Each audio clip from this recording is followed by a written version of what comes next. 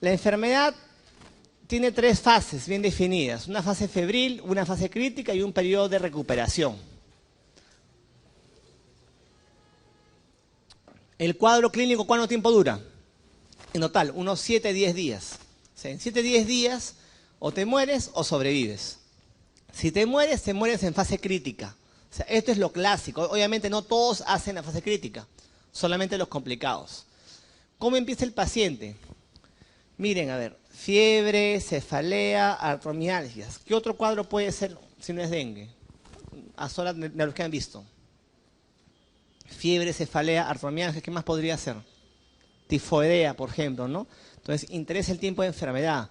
Fiebre tifoidea les he dicho que te puedo dar un mes de cuadro clínico. Dengue, en una semana todo se define, o sea, o vives o mueres en una semana. O sea, fiebre, cefalea, artromialgias intensas, por eso que le llaman la fiebre rompehuesos o quebrantahuesos. También hay rash, o sea, se parece mucho a fiebre tifoidea. Fiebre, rash, cefalea, parecido a tifoidea. Esto es en los primeros 3 días. En los primeros 3 días. Si te complicas por el dengue, te complicas a partir del 4.º día. A partir del 4.º día aparece la falla orgánica y incremento en los capilares, en la permeabilidad en los capilares. ¿Eso qué significa? Extravasación del líquido. Extravasación del líquido. El líquido se va al intersticio, disminuye el intravascular. ¿Y eso qué produce? Shock. O sea, el shock en el dengue no sea por el sangrado, sea por escape del líquido al intersticio. Y eso ocurre en la fase crítica, después del 3.º a 4.º día del cuadro clínico. Esta fase crítica, también acá a falla orgánica. Esta fase crítica también dura 3 a 4 días. Después de eso, el paciente va bien, mejora. Fase de recuperación. O sea, tiene 3 fases. Fase febril, fase crítica y fase de recuperación. Si el paciente empeora en la fase crítica, con falla orgánica y shock. Y el shock, repito, es por incremento en escape de líquido de los capilares. Fase febril, 3 a 4 días, otros 3 a 4 días de fase crítica. Acá cuando el paciente se complica, hace hipotensión. Recuerden que la hipotensión no es por el sangrado, es por extravasación del líquido. Y luego viene la fase de recuperación. El cuadro clínico en sí te dura 7 a 10 días. 7 a 10 días o vives o falleces. Si falleces, falleces en fase crítica. Algo ocurre en todas las complicaciones. Recuerden que el shock ocurre por incremento en la permeabilidad de los vasos. Las formas más graves de dengue, ¿con qué se asocian? Infección por DEN 1 seguida de DEN 2 o DEN 3. O DEN 3 seguida de DEN 2. O sea, los cuadros más graves se dan por el serotipo DEN 2. Si les preguntan, ¿cuál es el serotipo más grave de dengue? Es el DEN 2. El DEN 2. Principal factor de riesgo, infección previa por una cepa distinta del mismo virus. ¿Cómo se clasifica el dengue? Antiguamente era el dengue clásico, hemorrágico y shock por dengue, ¿se acuerdan? Actualmente no. ¿Cómo se clasifica? En dengue grave y no grave. El dengue no grave es sin signos de alarma y con signos de alarma. Y el dengue grave es aquel que tiene sangrado, shock y falla orgánica. ¿Para qué han hecho eso? Para optimizar el manejo del paciente. El paciente con dengue no grave sin signos de alarma se va a su casa. El paciente con dengue con signos de alarma se hospitaliza, porque potencialmente puede ser una forma grave. Y las formas graves se quedan en UCI. O sea, la falla orgánica, el shock, van como dengue grave. Es aquel que tiene que estar hospitalizado en UCI. Signos de alarma se hospitaliza por observación. Sin signos de alarma se va a su casa. Ya no se clasifica como dengue clásico, hemorrágico, shock por dengue. Eso es a partir del 2011. Signos que te sugieren una forma grave son los pacientes que tienen que hospitalizarse. El dengue grave en sí ya es de UCI, manejo de UCI. Aquel paciente con shock y falla orgánica. ¿Cuál es la prueba indicada para el diagnóstico? ¿Qué se pide? Gold estándar. ELISA IgM a partir del 5.º día de enfermedad. ELISA IgM a partir del 5.º día de enfermedad. Es lo que se solicita. Como es una enfermedad viral, pasa por sí solita. sea, en 7 a 10 días el paciente puede ir bien. O sea, es básicamente soporte. No se dejan AINES. ¿Por qué? Porque los AINES inhiben la agregación de las plaquetas. Y hay más riesgo de sangrado. Solo paracetamol y hidratación y medidas de soporte. Y el cuadro pasa en 7 a 10 días. Diagnóstico a partir del 5.º día, ELISA, IgM. Chikungunya y dengue. ¿Se parecen? Se parecen. ¿Cuál es la diferencia? ¿Qué es lo que ven ahí? Chikungunya, ¿qué tiene más? Artralgias. El paciente se queja de artralgias más intensas. Y el cuadro clínico agudo así puede durar hasta más de un mes con artralgias. Incluso hacen artritis. Y hasta 20% de pacientes después de un año de enfermedad aún quedan con artralgias. O sea, el chikungunya te da más artralgias que el dengue, incluso artritis, hasta incluso persistentes después del año de enfermedad. Esa es la gran diferencia. El dengue se resuelve solo 7 a 10 días. Chikungunya te deja secuelas de artritis y artralgias, incluso años. Años. El vector saben que es el mismo. Aedes aegypti. Fiebre amarilla, ¿quién es este? ¿Se acuerdan de ese mono? ¿Dónde estaba? ¿Para qué las leyendas? Ese mono negro con cola negra larga que estaba por la jaula del elefante. El mono araña. El mono araña. ¿Por qué lo pongo? Porque es un reservorio de la enfermedad. Virus ARN, flavivirus, arbovirus, igual que el dengue. ¿Quién lo transmite? Aedes aegypti. Hay dos ciclos de fiebre amarilla, ciclo urbano y ciclo selvático. El ciclo urbano se da entre humanos y el vector en el ciclo urbano es el Aedes aegypti.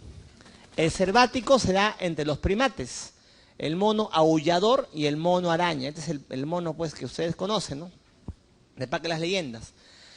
Entre los monos, ¿cuáles son los que dan la enfermedad? El hemagogus y el sabetes. O sea, es una enfermedad inicialmente de monos, de primates, que accidentalmente se transmitió al hombre. ¿Cómo fue esto? Hay dos ciclos, uno selvático y uno urbano. El selvático, los vectores son hemagogus y sabetes. ¿Qué pasó? Un humano se metió a la selva, fue picado por un hemagogus, un sabetes, le contagió la enfermedad, fue a la ciudad y el Aedes ya se encargó de dar la enfermedad en la ciudad. Hay dos ciclos, entonces, urbano y selvático. Fiebre amarilla se presenta ¿en dónde sobre todo? En la selva, pero miren que los casos han ido bajando, ¿no es cierto? Amazonas, Madre de Dios. ¿En Lima ha habido fiebre amarilla alguna vez? Y soy de la medicina. Es posible que haya habido porque acá hay ese mosquito, ¿no? Hubo fiebre amarilla. ¿En qué año? 1840, 30 más o menos. Hubo una gran epidemia en Lima de fiebre amarilla, donde murió un montón de gente. El hospital más grande en ese tiempo, ¿cuál era? El Hospital San Andrés, que queda en Barrios Altos, la Plaza Italia. Habían tantos pacientes que ese hospital fue insuficiente. Entonces, ¿qué hicieron? Hicieron un hospital más grande, que fue el Hospital 2 de Mayo. Esa fue la historia del 2 de Mayo. Se creó por la epidemia de fiebre de ese tiempo. Entonces, sí hubo en Lima. Actualmente, en la selva, básicamente. El cuadro clínico igual. El paciente se define en 10 días. 10 días se ve si vive o muere. ¿Cómo es la cosa?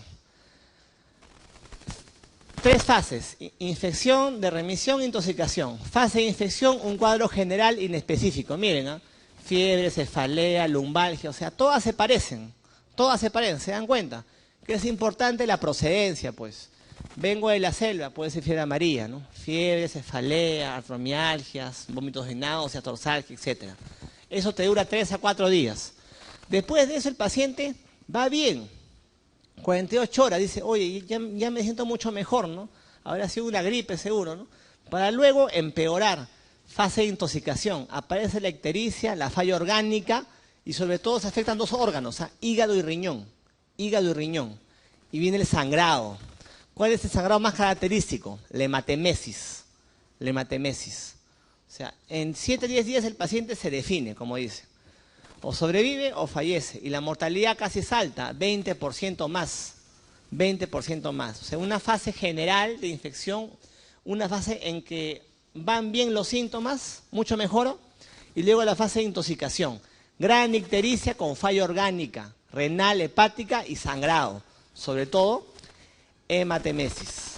O sea, entra en el diagnóstico diferencial de síndrome ictérico hemorrágico febril, ¿no? Pero que venga de la selva sobre todo, ya saben, ¿no? Amazonas, Madre de Dios sobre todo.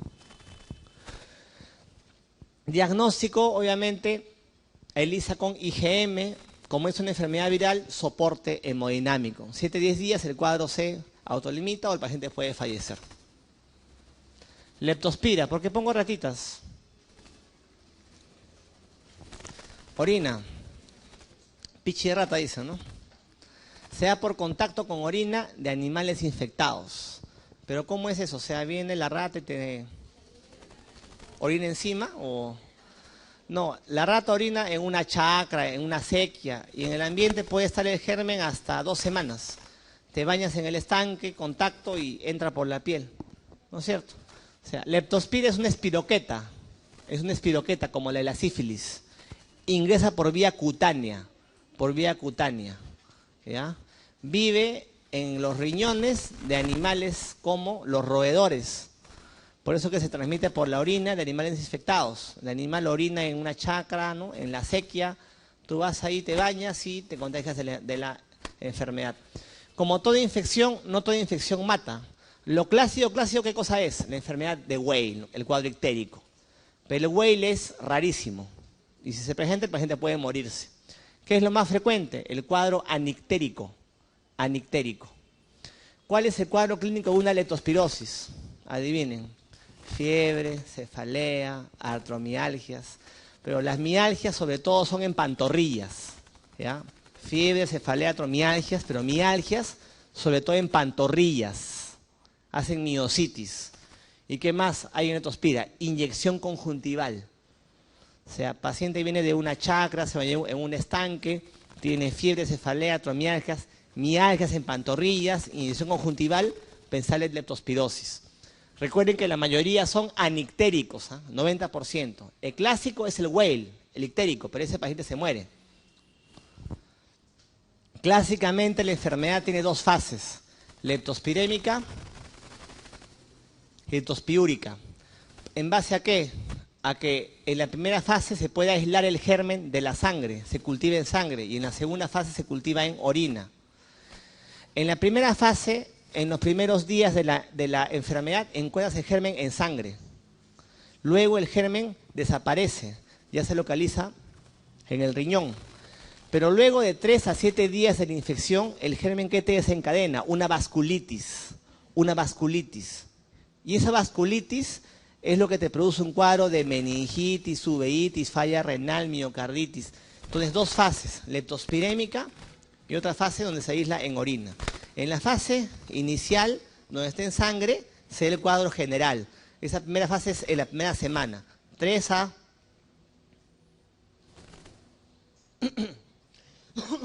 Perdón. La primera fase es en la primera semana. En la segunda fase hay un fenómeno inmunológico. El germen te desencadena una vasculitis. ¿Qué quiere decir eso? Cuando sospeches tú de la infección, tienes menos de 1 semana para iniciarle antibióticos y combatir el germen. Porque después de eso, en la segunda fase de la infección, la vasculitis, tienes que dejar que la enfermedad evolucione.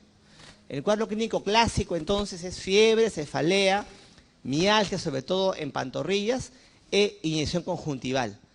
Esta es una espiroqueta, al igual que la sífilis. Y al igual que la sífilis comparten 2 características. Una, que no pueden cultivarse fácilmente. Y 2, que son sensibles a casi cualquier antibiótico. Por eso que para este germen también se deja la penicilina. Como no puede cultivarse este germen, el gol estándar, ¿cuál es? El test de aglutinación microscópica. Es el gol estándar para el diagnóstico. No puede cultivarse, repito. Al igual que la sífilis. Miren este paciente. Inyección conjuntival. Es lo que se presenta. Fiebre, cefalea e inyección conjuntival. Recuerden que la mayoría van a ser anictéricos. Los ictéricos solamente son 5%. Es el Weil. Y el Weil viene con falla orgánica. Falla hepática, falla renal, miocarditis, compromiso pulmonar. Este paciente se puede morir. ¿Ok? La principal causa de mortalidad En la enfermedad de Weil es el compromiso pulmonar que hacen los pacientes. Entonces, cuadro clínico, nunca se olviden de las mialgias, inyección conjuntival. Lo más frecuente es la forma anictérica. Los ictéricos son el Weil y la principal causa de mortalidad es el compromiso pulmonar, en este caso. Antibiótico de lesión, penicilina, al igual que la lues, que la sífilis. No pueden cultivarse, son sensibles a cualquier cosa, por eso que se les da penicilina. Contacto entonces con roedores, directo quizá no, pero en chacras, en estanques, después un cuadro febril, con mialgias en pantorrillas, inyección conjuntival, leptospirosis. E ictericia es Weil. El Weil hace falla hepática, falla renal, miocarditis, shock incluso. Principal causa de muerte, compromiso pulmonar. Bartonelosis. Bartonella bacilliformis. ¿Cuál es su vector? Lupsomnia. ¿Cómo cuál? ¿Qué otra enfermedad se produce para lupsomnia? Leishmania, ¿no es cierto? Pero en esa era la Lupsonia peruensis, acá es la verrucarum. Lupsonia verrucarum. Esta lupsonia vive ¿en qué altura? Entre los 500 a 3.500 metros. Por eso que la enfermedad se da en esa altura. Viene el mosquito, te pica y te contagia el germen. Este germen se mete a dos células principalmente. Acuérdense, al endotelio y al eritrocito. El germen se mete al endotelio y al eritrocito. Y acá te da el cuadro clínico, ¿ya? Acuérdense bien de eso. Es frecuente en la sierra de Perú, de Ecuador y Colombia, principalmente Ancash y Cusco. O sea, el paciente tiene que venir de la sierra. Luego de 10 a 210 días de periodo de incubación se da la fase aguda. La fase aguda se llama fiebre de la oroya o fase aguda hemática o anemizante. Miren el cuadro, es inespecífico, fiebre, cefalea, atromialgia, se parece a todo lo que hemos visto. Pero ¿cuándo tú vas a pensar en Bartonella? Primero procedencia, que venga de la sierra y que tenga fiebre y anemia o palidez. O sea, fiebre y anemia de la selva, ¿qué planteas? Malaria. Fiebre, anemia de la sierra, ¿qué planteas? Bartonella. Bartonella. Esta enfermedad igual dura 1 a 4 semanas. O sea, en 1 a 4 semanas o vives o te mueres. Recuerden que después de las 4 semanas el cuadro puede autolimitarse y quedas como un portador crónico de la enfermedad. Si te mueres por la Bartonella, te mueres en la segunda semana. En la segunda semana están las complicaciones infecciosas y no infecciosas. Como por ejemplo, ¿qué te puede dar? Cualquier cosa. ICC, miocarditis, ictericia, espenomegalia, ascitis, coma, retinitis, cefalopatía, ¿no? Neumonía, un montón de cosas. Pero, o sea, pueden ponerte un paciente con falla cardíaca, con pericarditis, con meningitis, con neumonía, infusión pleural. ¿Pero qué es esto? Dicen, ¿no? Tienen que buscar el antecedente, que venga de la sierra. Y de todo el cuadro clínico tienen que tener fiebre y anemia. Y casi cualquier compromiso. O sea, la base del diagnóstico es antecedente epidemiológico, la procedencia y fiebre y anemia. Y un cuadro clínico mucho más extenso incluso. La complicación se da en la segunda semana. Es infecciosa y no infecciosa. Ahora, ¿por qué infecciosa? Porque se ha visto que la Bartonella te disminuye el número y función de los CD4. ¿Ya? Está comprobado eso. Por eso que se comporta como un VIH. Por eso que le llaman el SIDA cholo. Si no, miren, ¿qué le puede dar al paciente? Toxoplasmosis, histoplasmosis sistémica, neumocitis incluso, y otras más, porque te disminuye el número y función de los CD4. Lo que te van a preguntar es cuál es la infección más frecuente en bartonelosis. Es la salmonelosis, tífica o no tífica. O sea, te mueres de fiebre tifoidea al final. La principal causa de muerte en Bartonella son las infecciones oportunistas. Se dan en la segunda semana de enfermedad. O sea, fiebre y anemia y un montón de cosas más. Y también infecciones oportunistas. La más frecuente es salmonelosis. Te mueres de eso finalmente. Ahora, ya saben que no toda infección mata.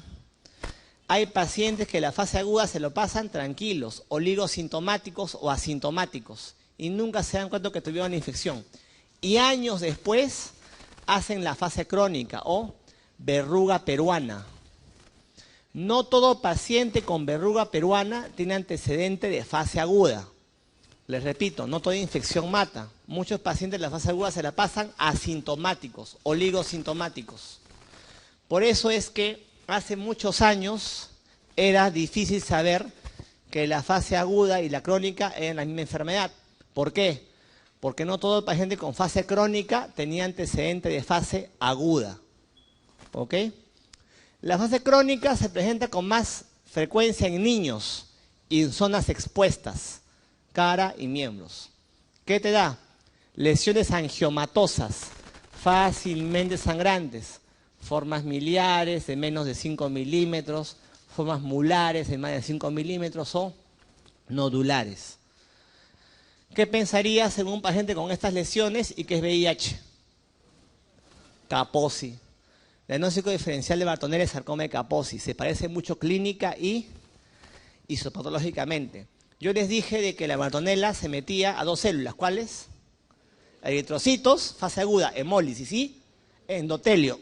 Ahí te producen un factor de crecimiento endotelial, proliferación, y por eso te dan esas verrugas.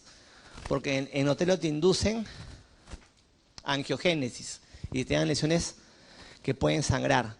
Estas se caen solitas y no dejan cicatriz, pero igual se manejan. ¿Por qué? Porque el paciente sigue siendo portador. O sea, en infecto, recuerden, no toda infección mata, pero en esos que no se mueren quedan como portadores, pues. Y no todos los de fase crónica tienen antecedentes de fase aguda. Por eso que en esa época no sabían si eran ¿no? igual enfermedad, porque no todos de fase crónica tenían antecedentes de fase aguda. Fase aguda, diagnóstico, frotis sanguíneo. Fase crónica, biopsia de la lesión. Pregunta, ¿un frotis negativo en un cuadro compatible descarta la enfermedad? Paciente procedente de Huaraz, con anemia, fiebre, emocionado tu frotis, pucha, negativo, o sea, no es. ¿O sigue siendo? La pregunta sería, ¿cuál es la sensibilidad del frotis, no? 35%, o sea, no pasa nada. ¿Qué dice la guía? Ante la sospecha clínica y epidemiológica, si el frotis salga negativo, manéjalo como Bartonella. ¿Allá? El gol estándar es el cultivo, pero demora un mes, pues no vas a esperar un mes, ¿no? El paciente se muere, o sea, te ponen un caso clínico de la sierra, fiebre, anemia, si el frotis sea negativo, manéjalo como Bartonella. ¿Y cómo se maneja? Fase aguda, cipro. ¿Ya? Si es una fase aguda grave, cipro más ceftriaxona. Fase crónica, con acitromicina. O sea, es lo que tienen que saber de Bartonella. Cuándo pensarla, sobre todo, cómo se maneja. Otras Bartonellas, Bartonella Hensela, ¿qué te da? Enfermedad por arañazo de gato. Arañazo de gato. ¿Es común acá? Es común acá, sí se ve. ¿Qué van a encontrar? Una pápula distal en uno de los dedos o en la mano y un ganglio, sobre todo axilar. Los ganglios sobre todo son axilares. Pueden medir hasta 10 centímetros incluso. Flogóticos y algunos pueden fistulizar. Y el antecedente de un gato en la casa, ¿no? Juegas con el gato, obviamente. ¿Esta enfermedad se maneja o no se maneja? Si no le das el antibiótico, ¿qué pasa? Se disemina, empeora, no se hace meningitis. ¿Qué puede pasar? Si no la manejas, se cura solo. O sea, la enfermedad en 1 o 2 meses remite espontáneamente sin tratamiento, sin ninguna complicación. Algunos autores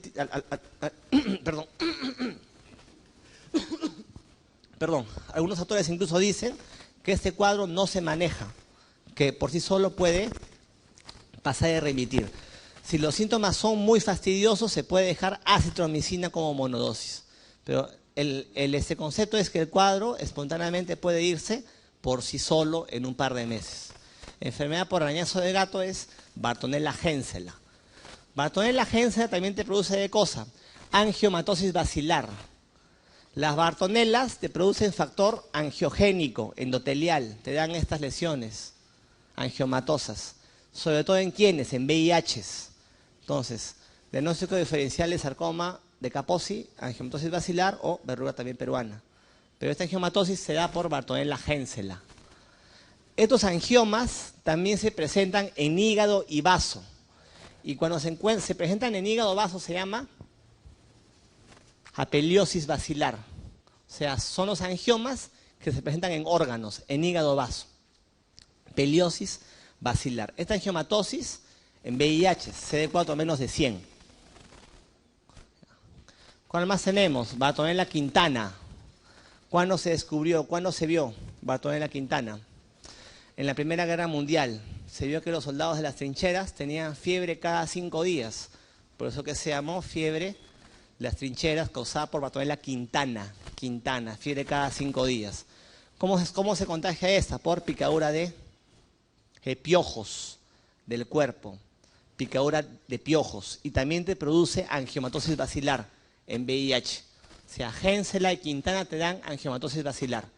Entre las dos, ¿cuál es la más frecuente? Quintana. Quintana es la causa más frecuente, dicen, de angiomatosis bacilar.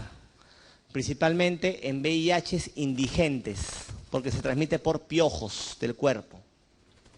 Picadura de piojos. Herpes virus. Esta es la lesión característica del herpes, ¿no es cierto?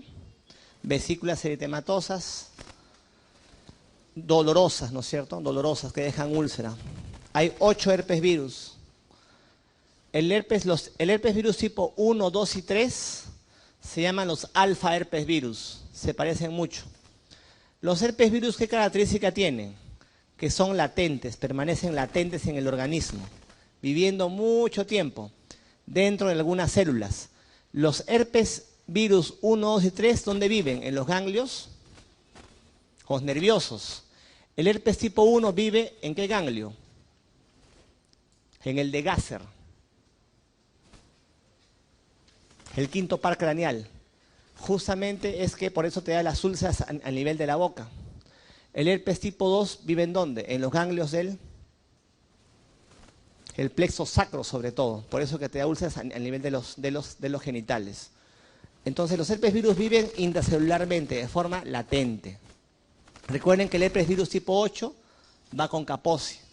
El herpes virus tipo 6, eso preguntan, produce roceola o exantema súbito. Herpes 6 produce roceola o exantema súbito. ¿No? El Epstein-Barr es el 4, el citomegalovirus es el 5, ¿no es cierto? Herpes 6, roceola o exantema súbito en niños. ¿Cuál vamos a ver? Miren, las lesiones por herpes, las vesículas dolorosas con base eritematosa, ¿no? Que se revientan y te dejan úlceras. Herpes tipo 1 y tipo 2 a nivel genital. Vamos a ver lo que es el Epstein-Barr. ¿Qué es el Epstein-Barr? Es un herpes virus que te produce la mononucleosis infecciosa. Esta enfermedad, ¿por qué se caracteriza? Por el síndrome mononucleósico. Este síndrome tiene una triada: fiebre, faringitis y ganglios. Como síndrome tiene una triada: fiebre, faringitis y ganglios.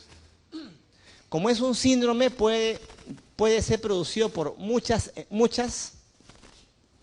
enfermedades. Pero la causa más frecuente del síndrome es el Epstein-Barr. Y cuando el síndrome es causado por el Epstein-Barr se llama mononucleosis infecciosa. Ahora, en esta triada, aparte, también puede haber ¿qué cosa? Crecimiento de hígado y vaso, ictericia, rash, artritis, más clínica. ¿Pero qué es lo clásico? La triada: fiebre, faringitis y rash. Primera causa de ese síndrome mononucleósico es el Epstein-Barr. Y el síndrome producido por Epstein-Barr se llama mononucleosis infecciosa. ¿Qué hace el Epstein-Barr? Infecta a la célula B, al linfocito B. Y hace que el linfocito B que produzca anticuerpos que te aglutinan eritrocitos de ovejas y caballos. O sea, el linfocito B, infectado por Epstein-Barr, produce anticuerpos que te aglutinan eritrocitos de ovejas y caballos, llamados anticuerpos heterófilos. Este linfocito B infectado produce anticuerpos heterófilos que aglutinan eritrocitos de ovejas y caballos. ¿No? 1, 2, hace que la célula B se inmortalice. O sea, se mete a la célula B y se inmortaliza.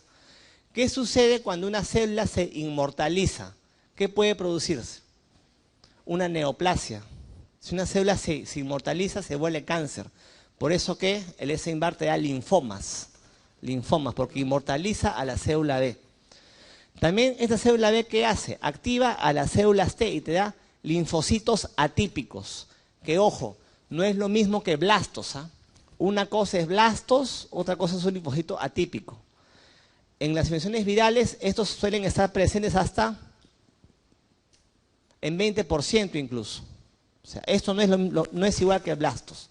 Entonces, acuérdense que ingresa a la célula B y produce anticuerpos heterófilos. Igualmente, el virus inmortaliza la célula B, te produce linfomas. También el virus activa las células T y media sangre periférica en linfocitos atípicos, que es característico. Tiene algunas complicaciones. Una de ellas es que el vaso crece tanto que se rompe espontáneamente, ruptura de vaso espontánea. La principal causa, ¿cuál es? Malaria. No les dije eso. La principal causa de ruptura espontánea de vaso, malaria. La segunda causa es Epstein-Barr. ¿Cómo sabes qué es la enfermedad? Cuadro clínico y serología. Cuadro clínico, el síndrome, la triada, fiebre, faringitis, ganglios. Aunque ya sabes que aparte de eso puede haber rash, artritis y otras cosas más. Y serología. ¿Qué buscas? Anticuerpos heterófilos por Paul Bucknell. La razón de Paul Bucknell te busca anticuerpos heterófilos. ¿Qué haces?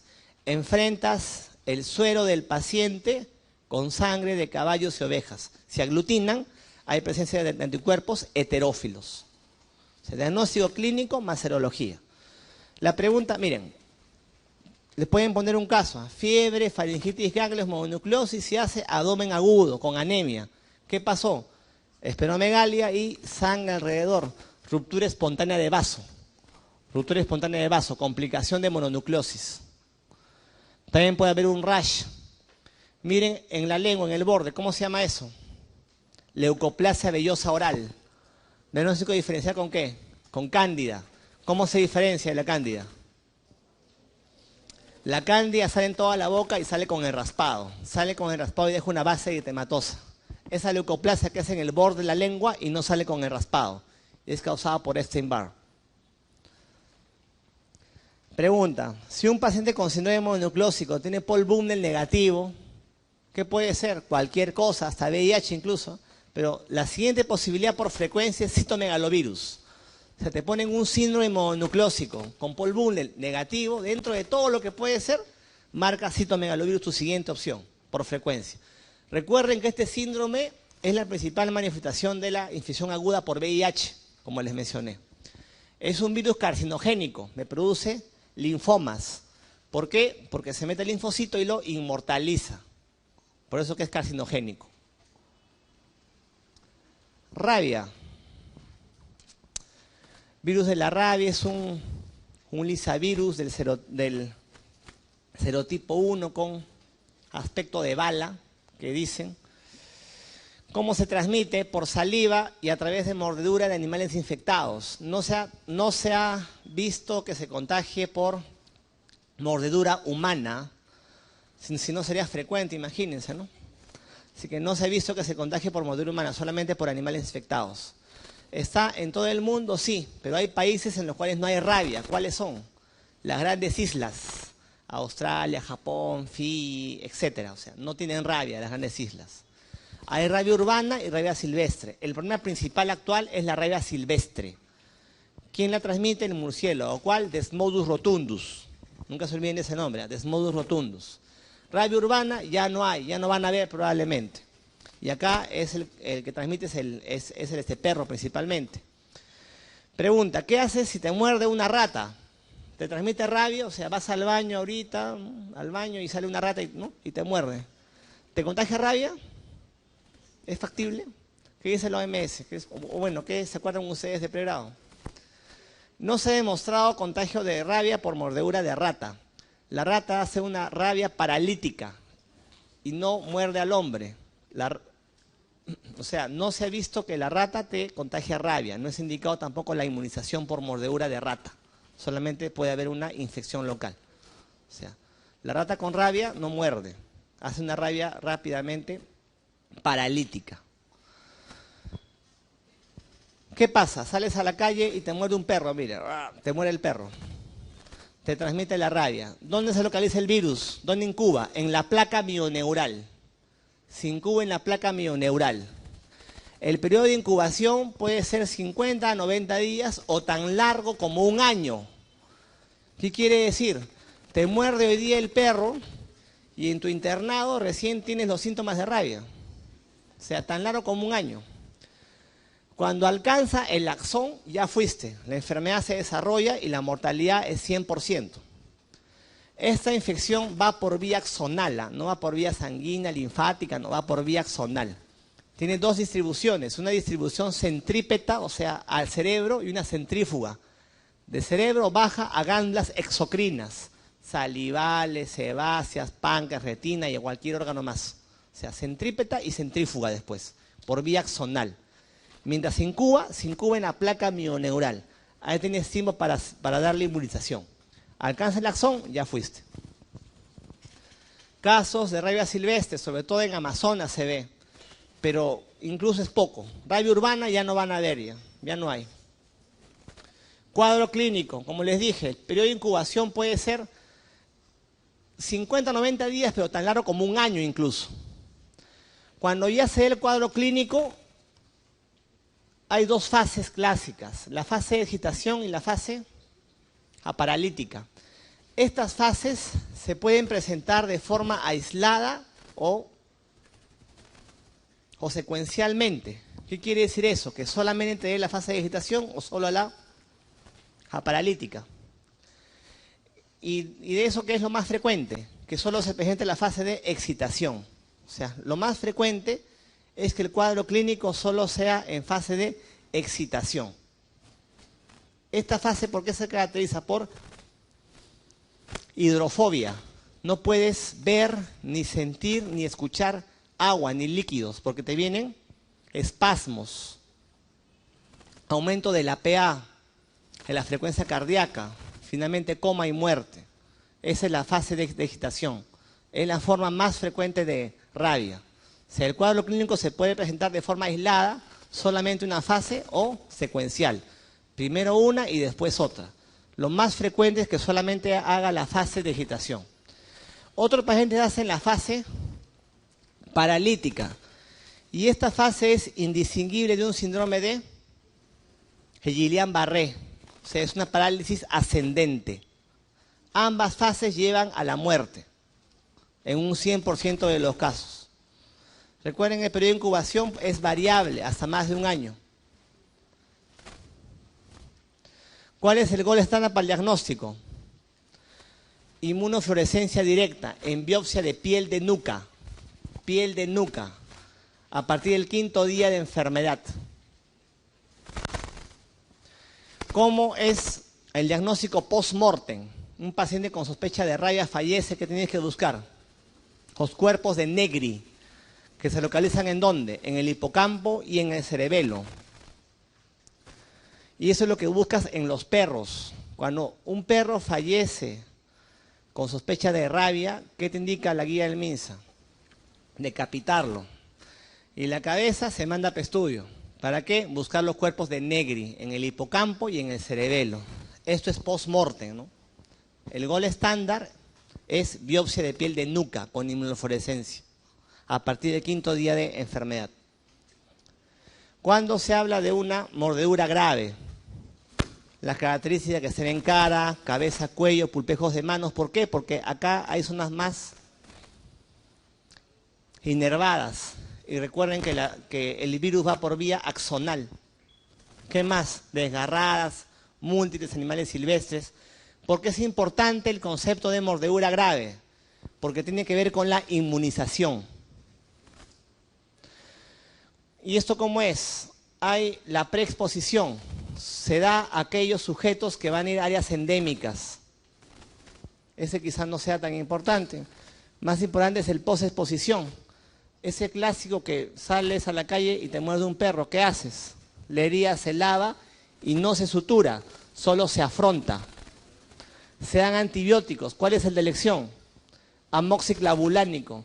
¿Qué tienes que cubrir acá? ¿Cuál germen? ¿Cuál es el germen que se encuentra en la boca del perro? ¿Se acuerdan? Apasteurella multócida. Apasteurella amultócida. Es el germen que se encuentra en la boca del animal y no se cubre con dicloracilina, se cubre con amoxiclavulánico. Medidas generales. Después viene lo que es la inmunización. Acá hay dos conceptos, el suero antirrábico y la vacuna antirrábica. El suero antirrábico son anticuerpos, son inmunoglobulinas. La vacuna antirrábica es un antígeno para que tú hagas tus anticuerpos. Acá el concepto de inmunidad activa y pasiva. ¿Cuál será la activa? La vacuna antirrábica es la inmunidad activa, porque te dan un antígeno para que tú activamente produzcas anticuerpos. En cambio, en el suero te dan de frente el anticuerpo, la inmunoglobulina. La pregunta es, ¿cuándo usas el suero antirrábico? Solamente en mordeduras graves, nada más. Suero antirrábico solo en mordeduras graves. Las vacunas que dé el MINSA, ¿cuáles son? Las que están acá, pero la principal es la vacuna de cerebro de ratón lactante, es la que se usa. Ahí se llama vacuna de cerebro de ratón lactante, infectado con rabia, ¿no es cierto? Es la que usa el MINSA. El suero antirrábico, la inmunoglobulina, solamente en mordeduras graves. ¿Cómo es el esquema de vacunación según la guía del MINSA? Ambos esquemas clásico y reducido están en base a vacuna de cerebro de ratón lactante. Ambos esquemas. El clásico se da en mordeduras graves. Mordeduras graves. Son 14 dosis e incluyen la aplicación del suero antirrábico. En mordeduras no graves se da el reducido y acá no se da el suero antirrábico. O sea, ambos esquemas son en base a vacuna de cerebro de ratón lactante. El clásico en mordeduras graves, ya saben cuál es grave, y se da suero antirrábico. En el reducido no se da el suero antirrábico, en mordeduras no graves. ¿Por cuánto tiempo se protege la vacuna?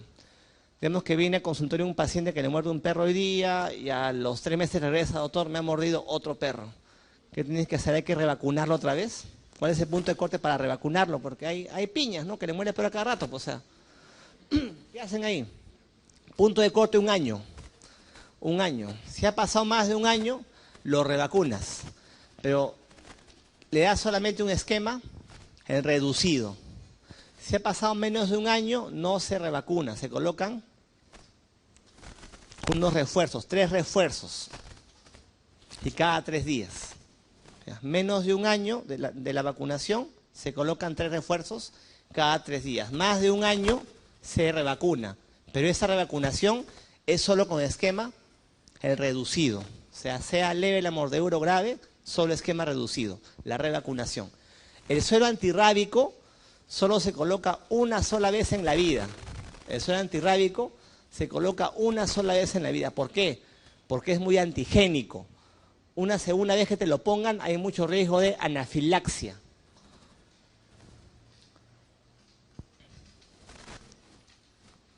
El tétanos. El Clostridium tetani te produce una enfermedad causada, bueno, que se caracteriza por espasmos musculares.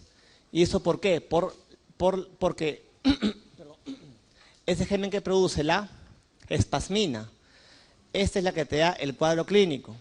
Este germen es un germen esporulado. Y esa espora, ¿por qué es importante? Porque le permite al germen estar en el medio externo por muchos años. ¿Cuántos años que piensan el germen puede estar, digamos, en la Tierra? En el medio externo, 20 a 40 años. El Clostridium puede vivir en el medio externo postespora 20 a 40 años. Esa es la característica de los gérmenes esporulados. La espora les permite vivir en el medio externo gran cantidad de tiempo. O sea, la enfermedad se caracteriza por espasmos. ¿Por qué? Por la espasmina que este produce. Sobre todo se presenta en la selva. Casos reportados en el Perú el año pasado, solamente 4 casos. Tampoco la van a ver quizás. ¿Qué pasa? La inoculación, igual, va por vía axonal, por la espasmina. Esta espasmina tiene 2 cadenas, una pesada y una ligera. Y la pesada es la que se une al axón y la lleva a nivel central. Y a nivel central, ¿quién actúa? La cadena ligera. ¿Y qué hace acá la espasmina? Te inhibe la liberación de sustancias inhibitorias, como el GABA. O sea, te inhibe la liberación de GABA, que es una sustancia inhibitoria. Conclusión, todo se excita. Hay excitación autonómica y motora. Y sean los espasmomusculares, ¿no? Acá tenemos el opistótonos. Entonces, la espasmina viaja por vía axonal. Recuerden que se pega el axón por la cadena, por la pesada. Esa unión es irreversible y dura aproximadamente un mes. Esta unión dura aproximadamente un mes. Por eso que el cuadro clínico del paciente dura más o menos un mes, ¿no? Una vez a nivel central, la ligera, te inhibe la liberación de GABA. Y eso es lo que te da el cuadro clínico. Igual viaja por vía axonal. Nunca se olviden que la unión de la cadena pesada es de un mes aproximadamente el axón. Por eso que el paciente permanece un mes en UCI. Igual, cuando es una herida potencialmente peligrosa, cuando es más de 6 horas, es profunda, estrellada, infectada, etc. ¿Por qué es importante esto? Igual tiene que ver con la inmunización, con las vacunas. Eso lo van a ver bastante cuando hagan cirugía en el internado. Por ejemplo, ¿no? Estas heridas, ¿no? Avulsionadas, profundas, infectadas, etc.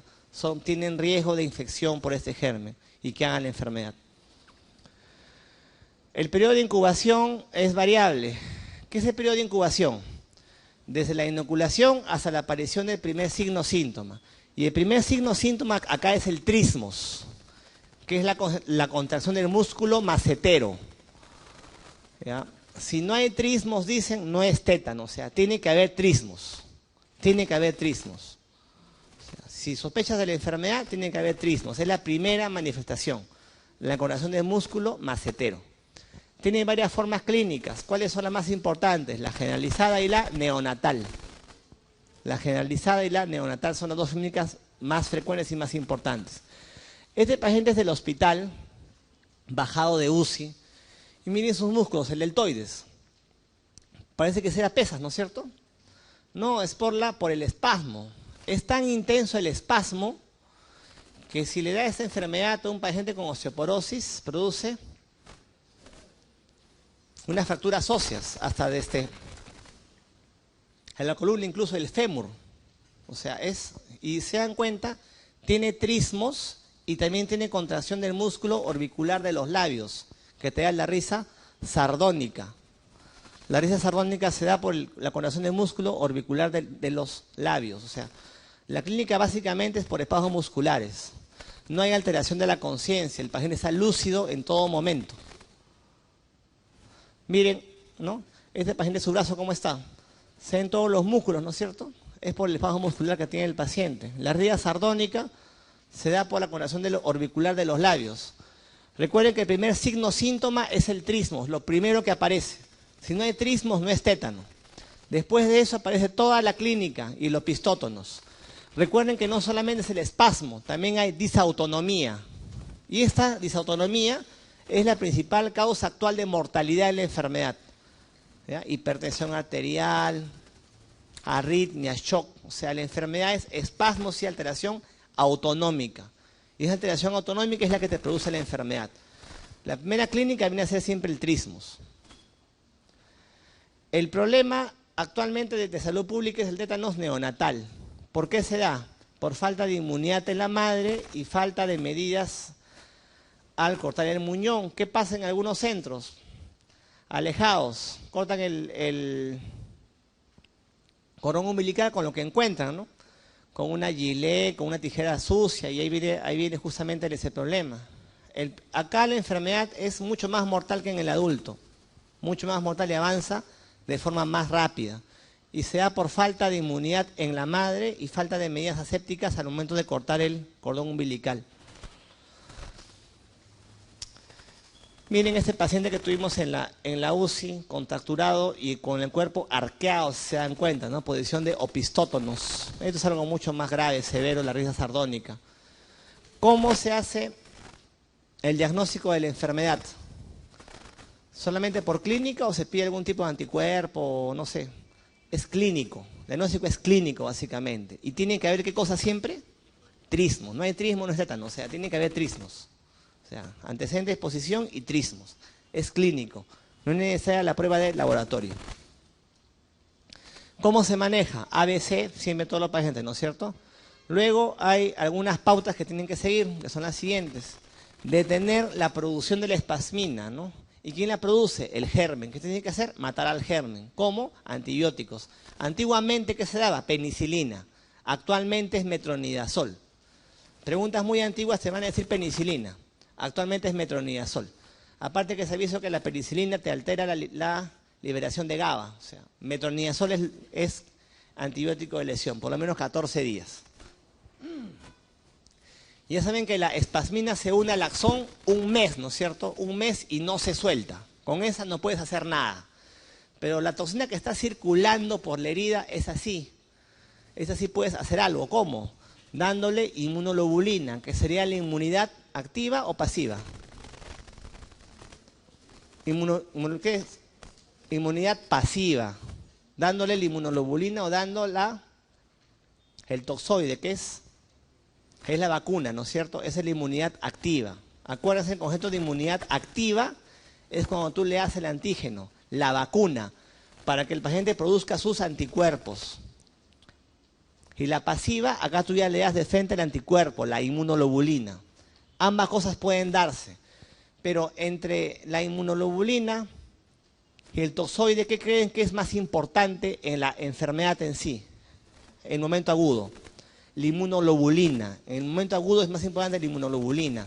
Darle el anticuerpo. Porque el toxoide, la vacuna, el antígeno, es cierto, va a hacer que formes anticuerpos. Pero de acá a 2 semanas por lo menos. O sea, en ese momento de la enfermedad es más importante colocar la inmunoglobulina antidietánica. De frente el anticuerpo.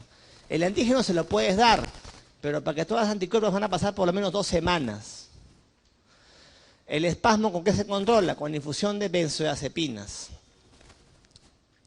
Y también se usan los beta-bloqueadores para las disautonomías, en este caso. Bueno, ¿qué se hace para la inmunización? Según la guía técnica del MINSA, te recomienda la inmunización en niños, gestantes, mujeres en edad fértil y otro tipo de población. En adultos, ¿cómo es la vacunación?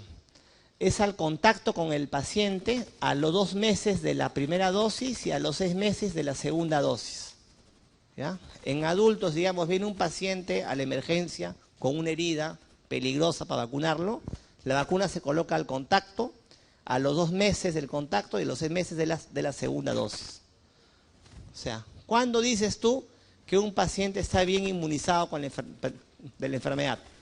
Cuando en toda su vida ha recibido por lo menos 3 dosis. Una buena inmunización es cuando en toda la vida el paciente ha recibido unas 3 dosis. Idealmente es que las 3 dosis las reciba de niño. O sea, si tú de niño has recibido tus 3 dosis y estás adecuadamente inmunizado toda la vida. Si no has recibido de niño, puede ser de adulto con este esquema. La cosa es que en toda la vida haya recibido 3 dosis. Idealmente en la niñez. Pero si fueron en la niñez una dosis, puedes más adelante darles 2 dosis más. O sea, en cualquier momento de la vida, 3 dosis. Esa es la idea. Esa es la idea. Idealmente de niño. Si no es así, de adulto, se dan con este intervalo. O sea, un paciente bien protegido es el que al menos ha recibido en toda su vida 3 dosis. La idea es dosis puesta, dosis que cuento. O sea, no se repite nuevamente el esquema. Si de niño te han puesto 2 dosis, de adulto te ponen una más. Ya son 3. O sea, en toda la vida, 3 dosis. Idealmente, este esquema. Si no se cumple eso, en toda la vida 3. ¿Qué haces con un paciente si llega a la emergencia con una herida? Tienes que ver si es peligroso o no. Si no lo es y el paciente está bien inmunizado, no se le coloca nada. Ya sabes que está bien inmunizado cuando se colocan al menos las 3 dosis. Pero si la última dosis fue hace más de 10 años, se le coloca un refuerzo. Si el paciente no está inmunizado, o sea, no ha recibido ninguna dosis o dosis incompletas, se le da la vacuna. ¿Con qué intervalo? Al contacto, 2 meses y 6 meses. O sea, si la herida no es peligrosa y estás inmunizado, 3 dosis toda tu vida, no se le coloca nada. Pero si la última dosis fue hace más de 10 años, un refuerzo más. Si no estás protegido, vacunación incompleta, se coloca la vacuna. Si la herida es peligrosa, igualmente, estás protegido, no se coloca nada. La diferencia está si la última dosis fue hace más de 5 años. Acá sí se coloca un refuerzo. Esto es importante. El refuerzo se coloca según el tipo de herida. Si es peligrosa, dependiendo que la última dosis fue hace más de 5 años. Si no es peligrosa, la última dosis más de 10 años. Si el paciente con una herida peligrosa no está bien inmunizado, no ha recibido sus 3 dosis, se le vacuna y se coloca la inmunoglobulina. Entonces, la inmunoglobulina, en conclusión, ¿en quién se coloca? En los pacientes con heridas peligrosas no protegidos y en la misma enfermedad. En la misma enfermedad. El concepto es que la dosis que se pone es la que cuenta. Y en la vida tienen que ser 3 dosis. Ya sea en la niñez o cuando eres adulto. No interesa, pero 3 dosis es un paciente que está inmunizado. Si la última dosis fue hace más de 10 años, un refuerzo en no peligrosas. Y en peligrosas, si más de 5 años. Ofidismo.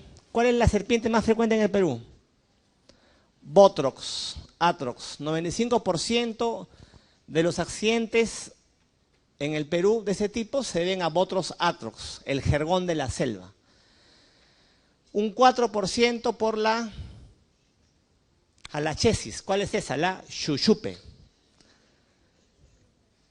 El crótalo, ¿cuál es? La serpiente de cascabel. ¿Hay en Perú? Sí, ¿dónde? Selva de Puno, Sandia. Pero el 95% es por Botrox atrox, jergón de la selva. Principalmente se encuentra en la selva, pero otras especies de Botrox también hay en Lima. ¿Dónde las van a encontrar? En los cerros. Villa María del Triunfo, San Juan de Lurigancho, en los cerros se encuentran Botrox, otras especies. Una vez fue a la emergencia un chiquito de San Juan de Lurigancho, de uno de los cerros, que encontró una serpiente y se puso a jugar con la serpiente, no sé por qué. Le mordió y vino con su piel hinchada. O sea, Botrox también hay en Lima. O sea, 95% es por Botrox. El veneno, proteolítico, procoagulante, hemorrágico. Rápidamente ocurre un área de empasamiento con flictenas hemorrágicas que producen un síndrome compartamental. ¿Ok? ¿Qué haces con una mordedura de serpiente? Chupas la herida y... No. Es inmovilización, solamente se inmoviliza. Inmovilizando hace que el veneno no se disemine. No se disemine. El suero antiofídico se coloca en las primeras 24 horas. Después de eso quizás no tenga mucho sentido. ¿Ok? Principal acción del veneno, las 3, proteolítica, procoagulante, hemorrágica. Inmovilización es la medida para evitar que el veneno se disemine. Complicación que puede haber, síndrome, el compartamental, ¿no es cierto? En estos casos. La principal especie, recuerden, Botrox atrox, la jergón de la selva. Aracneísmo. Loxoceles laeta. La loxoceles cambia de especie según de donde vengan. En Estados Unidos es la reclusa. Acá es la laeta, ¿no? En Argentina, ¿cuál es? La gaucha, pues. ¿Verdad? Existe. Loxoceles gaucha existe en Argentina, ¿no? Es la principal. En emergencia van a ver a cada rato pacientes que vienen, me ha mordido la araña, doctor. Y vienen con 5 días de enfermedad, creo, ¿no? Rojito nomás. ¿Cómo te das cuenta que es mordedura de araña? ¿Cuál es el síntoma principal? El dolor. Un lancetazo sientes, ¿no? Dolor intenso. No pica, duele. Y en las primeras 6 a 8 horas, ¿qué se forma? A placa libeloide. Placa libeloide. Es un área eritematosa a nivel cutáneo violácea muchas veces, que tiende a ponerse negruzca, necrótica. Se forma en las primeras 6 a 8 horas. Esta foto es de New England, internet. Y este es un paciente. Este paciente, este gordito, vino 8 de la mañana a la guardia porque se asustó, se despertó por algo que le picó en el glúteo. Cuando yo lo vi, estaba un poco rojito, no tenía nada, eran las 8. Bueno, que se observe un rato, ¿no es cierto? A las 10 lo vuelvo a ver y ya tenía la placa libeloide, o sea, en horas se forma eso. O sea, en 6 a 8 horas.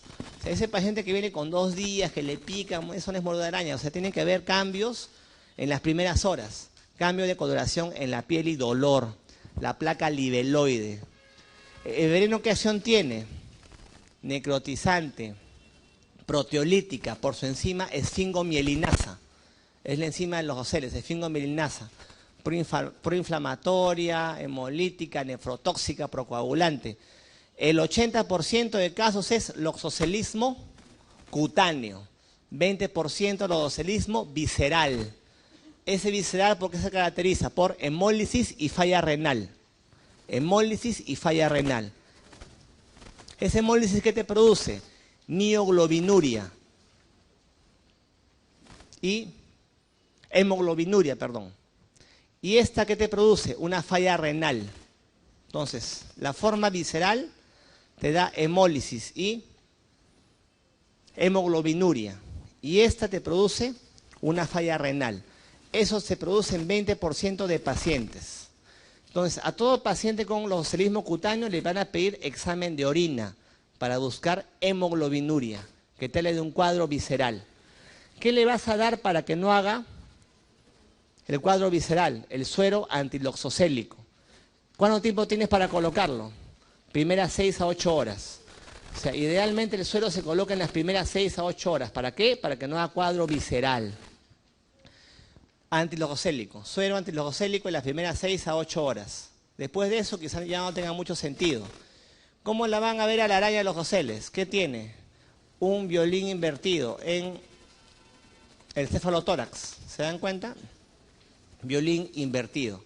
Es la araña que encuentran en la casa, en los cuadros, en los zapatos, en los muebles. Esta lesión se puede quedar así o puede ponerse necrótica, extensamente así. Para evitar que haga esto y el cuadro visceral le hace el suero antiloxocélico. Dolor, placa libeloide, 6 a 8 horas. ¿La otra araña cuál es? La Troetus mactans, la viuda negra. ¿Por qué le dicen viuda negra? Porque después del cortejo se come al macho, ¿no? Ahora que estamos en San Valentín, ¿no? Después del cortejo mata al macho, se come al macho, ¿no? ¿Esta araña hay en Lima? Sí. ¿Dónde? Vayan a Chaclacayo, Chosica, La Chacra, se encuentran viudas negras. Su efecto es neurotóxico. ¿Cómo es el cuadro clínico? Se parece sin serlo a qué cosa? A una intoxicación por carbamatos. Sea sudoración, cialorrea, broncorrea, espasmos musculares. ¿Ok? Acá el cuadro es bien aparatoso, pero no es tan mortal como la loxoceles. El cuadro acá es neurotóxico. Se parece sin serlo a una intoxicación por carbamatos. Sudoración con broncorrea, con espasmos musculares, sobre todo a nivel del abdomen. Se pone el abdomen rígido, como en tabla muchas veces. Infecciones intrahospitalarias. Simplemente quiero que me pregunten, ¿cuál es la más frecuente de todas? Las infecciones. La ITU, la neumonía, infecciones de sitio operatorio. Es la ITU, la más frecuente de todas. Y la más mortal, la neumonía. Muchos creen que es la neumonía, no es la ITU, sino que la ITU no da mucha clínica a veces. La ITU es la más frecuente de todas, igual por E. coli. Segundo lugar, la neumonía, ¿no? Y es por Pseudomonas aeruginosa. Infecciones de piel, sitio operatorio es por Staphylococcus aureus, por ejemplo. La más frecuente es la ITU y la más mortal es la neumonía. Eso suelen preguntar y muchos marcan neumonía. Ahora sí, a ver si han entendido algo. Infecto yo me acuerdo que lo hice en un mes, eran como 40 clases, ¿no? Lo hemos hecho en 4 horas, un poquito más. A ver qué dice. Medicamento de lesión patifodea. Esta es una pregunta antigua, del 85. Acá, ¿cuál era la respuesta? Ya, te ponen a poner la misma pregunta. ¿Qué marcarías ahora? De la que están ahí. Ceftriaxona, de la que están ahí. En ese tiempo era cloranfenicol. Pero actualmente, recuerden, es cipro. Segunda línea, Ceftra. ¿No? O sea, te ponen a poner esto, sería Ceftra, pues, segunda línea. Cloranfenicol ya no se usa. De las siguientes infecciones, ¿cuál es más frecuente en Bartonella? Salmonella, tífica o no tífica, te mueres de eso. ¿En qué semana se dan las infecciones oportunistas? Segunda semana, ¿no? ¿Cuál es el antibiótico de elección para ese germen, para la Salmonella tifi? ¿Para Salmonella tifi cuál es? ¿Para tifoidea? ¿Antibiótico de elección? Cipro les he dicho, ¿no? ¿Y antibiótico de elección para la Bartonella? Igual también cipro, ¿no es cierto? También se maneja con cipro. Entonces las complicaciones se dan en la segunda semana de enfermedad. Giardia lablia, ¿qué es lo falso? ¿Es un protozoario? Sí, flagelado. ¿Dónde se localiza? Entonces, de las parasitosis, recuerden dónde es su hábitat y cuál es su cuadro característico. ¿Qué parásito se localiza más bien en hilo terminal? Difilobotrium, ¿no? Por eso que no deja que se absorba la vitamina B12 y te da anemia megaloblástica. El neoformans, ¿a dónde se va? Ingresa por el pulmón, pero ¿se va a dónde? Cerebro y meninges, principal causa de meningitis en VIH. ¿Cuál es su cuadro clínico? Hipertensión endocraniana. ¿Cómo se maneja? Anfotericin B. Le pides a este paciente VIH con este hongo, una tomografía. ¿Y qué cosa encuentras en la tomografía? ¿Hay abscesos? No encuentras nada. Puede que esté normal o haya signos de hipertensión endocraniana, ¿no? Dilatación de los ventrículos. Puede que esté normal. Se maneja con anfotericin B. Sarcoma Kaposi, ¿dónde se encuentra? ¿Dónde se localiza? Pierna, lesión angiomatosa, ¿no? Herpes virus tipo 8. Cáncer más frecuente en VIH, nunca se olviden. Tratamiento de esofagitis por citomegalovirus, ¿será? Cualquier cosa que les pregunten de citomegalovirus siempre respondan a secas ganciclovir, ¿no? Esa es la respuesta correcta. RAM de ganciclovir, ¿cuál es? Neutropenia. Alternativa, Foscarnet. ¿Qué te produce? Es nefrotóxico, falla renal. El virus de VIH, ¿qué cosa es? Un retrovirus, ¿no? ¿Qué otro virus conocen de esa característica que infecta humanos? HTLV1. HTLV1. En el paciente con VIH, compromiso que da más focalización, ¿cuál es? VIH que focaliza o convulsiona es toxoplasma hasta que no se demuestre lo contrario. Toxoplasma es la infección central más frecuente y la meningitis más frecuente es criptococo. ¿Cómo se maneja toxoplasma de elección? ¿De elección cuál es? Manejo, esquema de elección, sulfadiazina más pirimetamina. Diagnóstico, cuadro clínico con imágenes, ¿no es cierto? Encontrarse en anillo y prueba terapéutica. Si responde, es. Si no responde, no es. ¿Y cuál es tu segunda posibilidad? Linfoma primario cerebral, ¿no? Imagen igualita a toxoplasma. ¿Qué virus permanecen persistentes en el huésped? Herpes, ¿no? En varias células, ¿no? Endotelio, células B como Epstein-Barr, nerviosas como el 1, 2 y varicela, etcétera. Latentes. Tratamiento de lesión en brucelosis. De elección simplemente. Tetraciclina, marifampicina, ¿no? Doxy, marifampicina, ¿por cuánto tiempo? 6 semanas. Si te preguntan el esquema que induce menos recaídas, ¿qué respondes? Doxy más genta. Doxy más genta. O sea, tienes que leer bien la pregunta. El agente etiológico más frecuente de meningitis en VIH, ¿cuál es? Criptococo, ya. ¿Y cuál es el agente más frecuente en un paciente inmunocompetente de meningitis? Neumococo. El neumococo es el más frecuente del inmunocompetente. No es el meningococo. Por más que se llame así meningo, no es el más frecuente. Es el neumococo. Eso lo vamos a ver en neuro. Neumococo es el más frecuente en nosotros. VIH es criptococo. ¿Cuál no causa úlcera genital? ¿Ah? Gonococo. ¿Gonococo qué me da? Secreción uretral. Aclamidia me da los 3 síndromes. Me da úlcera genital, secreción uretral y sobre todo bubón inguinal. La clamidia me da bubón, secreción y úlcera. Gonococo me da, sobre todo, secreción uretral. Antibiótico de elección para todo lo que sea gonococo. ¿Cuál es? Ceftriaxona, ¿no es cierto? Le dije, ceftriaxona es de elección para gonococo, cualquier forma clínica. Fiebre amarilla, ¿qué órgano me afecta? Hígado, riñón. El vector, hígado, riñón. Hígado, riñón. Aedes aegypti, ¿no? ¿Cuál de los parásitos tiene dos huéspedes intermediarios? Dos hospederos intermediarios.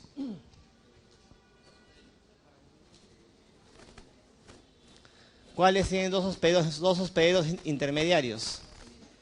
Paragonismus. ¿Cuáles son los hospederos intermediarios? El caracol y el cangrejo. La cercaria y la metacercaria. Caracol y cangrejo. ¿En qué parte del Perú se encuentra? Tienen que venir pacientes ¿de dónde, pues? Cajamarca o La Libertad. Ingesta de cangrejos, crustáceos, cuadro pulmonar. Cuadro pulmonar sin cuadro consuntivo, ¿no es cierto? Facilita. CD4 para SIDA. 500. 200. CD4 para Targa es 500. CD4 para Targa es 500. CD4 para SIDA es 200. No se confundan. Para decir SIDA es menos de 200 o cualquier enfermedad en categoría C. Tosoplasmosis, manejo de elección, ¿cuál es? Les dije hace poco. Sulfadiazina más pirimetamina, ¿no? B o C, cualquiera de las dos.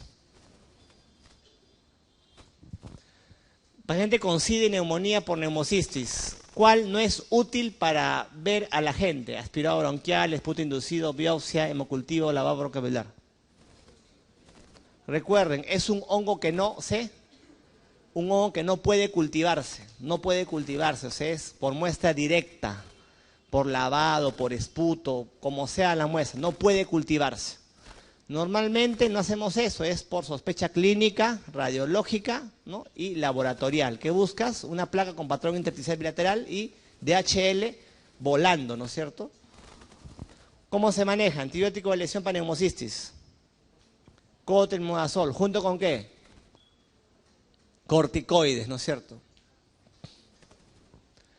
Para neurosífilis, ¿qué pides? ¿FTA o BDRL en LCR? El FTA no es útil, ¿por qué? Porque los anticuerpos que buscas atraviesan fácilmente la barrera hematoencefálica. Es BDRL. ¿Cuál es un parásito intracelular? No creo que marquen la E, ¿no es cierto? Malaria. ¿Cuál es la forma infectante del plasmodium? Forma infectante. El esporozoito. ¿Quiénes hacen la forma durmiente? Hipnozoito. Vivax y Ovale. ¿Qué fármaco actúa en el hipnozoito? Primaquina, ¿no? Y en el eritrocito la cloroquina. 25 años pescador, parestesia, adinamia, hemoglobina 8.7 BCM. ¿El BCM de cuánto a cuánto va? De 80 a 100. Volumen corpuscular medio, o sea, es una anemia macrocítica. Y te preguntan por un gusano, ¿cuál marcas? Difilobotrium. Entonces, anemia macrocítica, megaloblastia con un gusano, Difilobotrium. Ferropénica será uncinarias, ¿no? Uncinarias. La eosinofilia es más de 40%. ¿En cuánto se observa? Fasciolosis. ¿Cuándo piensas en una fasciola? Viene de la sierra, ictericia obstructiva y eosinofilia. Antibiótico de elección, triclavendazol. Triclavendazol. Triclavendazol. Mujer con dolor y ardor en genitales. Al examen, lesiones ulcerativas profundas de sacabocado de bordes irregulares. O sea, la úlcera duele, es sacabocado en genitales. ¿Será sífilis? Sífilis es indolora, limpia, no secretante, ¿no es cierto? Herpes genital tiene que haber antes una ampolla. No dice que hay ampolla. Chancroide, chancro duro, que es sífilis. O esta última, ¿cómo se presenta? Úlcera sangrante. ¿Qué me queda? Chancroide o chancro blando. Es la úlcera dolorosa, sacabocado, purulenta.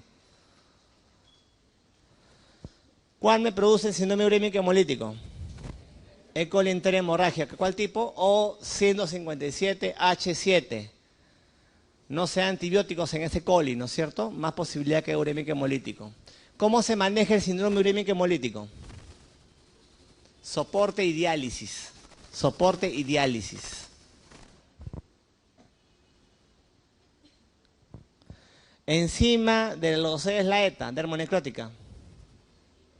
Esfingomirinasa.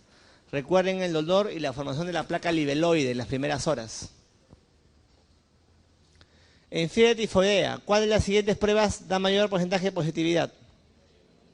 Mielocultivo. ¿El hemocultivo en qué semana es más sensible? En la primera semana de enfermedad. La TBC digestiva, ¿dónde se encuentra? Válvula iliocecal. Diagnóstico diferencial de TBC intestinal. Crohn, que también va a ese nivel. A ver, 24 años, de la selva, 10 días de enfermedad. Fiebre cada 2 días, o sea, fiebre la herciana, ¿no es cierto? Cada 48 horas. Y escalofríos, cefalea, hipersomnia, palidez e ictericia. Sospecha paludismo, ¿cuál es? Ovale, vivas, malaria, falciparum, knowlesi. Si es cada 2 días es terciana, o sea, puede ser ovale o vivas o falciparum. ¿Cuál de todos es? Por frecuencia sería vivax. ¿Pero qué tiene el paciente en el cuadro clínico? Tiene hipersomnia, ¿qué les he dicho? Trastorno de conciencia, de somnolencia sarcoma, malaria grave. ¿Qué es más frecuente por quién? Por falciparum. Falciparum suele ser más grave, ¿por qué? Porque te altera la forma del eritrocito, te da hipoxia. ¿Cuál es el esquema? Ah, no les dije, para malaria grave. Clindamicina más quinina. Quinina más clindamicina por vía parenteral. Es el esquema para malaria grave. Independientemente que esta sea por vía o por falciparum, es quinina clinda para malaria grave. 30 años gastritero, 18 días, malestar general, alza térmica, cefalea, dolor muscular en pantorrillas, ictericia, oliguria, compromiso sensorio y signos meningios. Nunca se olviden la leptospirosis, fiebre, cefalea, artromialgias, dolor en pantorrillas, inyección conjuntival. Sería ictericia, sería una enfermedad de Weil, con falla hepática, renal y falla orgánica. Antibiótico de elección. Espiroquetas, ¿qué les he dicho? No se cultivan, sensibles a todo, penicilina. Forma infectante del estrongiloides. Lara filariforme. Antibiótico de elección. Ivermectina. ¿Dónde se localiza principalmente? A nivel del duodeno. Nunca se olvide la forma diseminada, ¿no? Disentería, neumonía y sepsis. ¿Por qué gérmenes? Gran negativos, ¿no? Porque la filariforme atraviesa el colon y hace sepsis por E. coli sobre todo, ¿no? Antibiótico de elección, ivermectina. Efecto que produce veneno de los José laeta. Hemólisis y falla renal, logocelismo visceral. ¿Ya? Las guías clínicas todas están en esta página de acá para que se la bajen, ¿no? Ya nos vemos la próxima semana.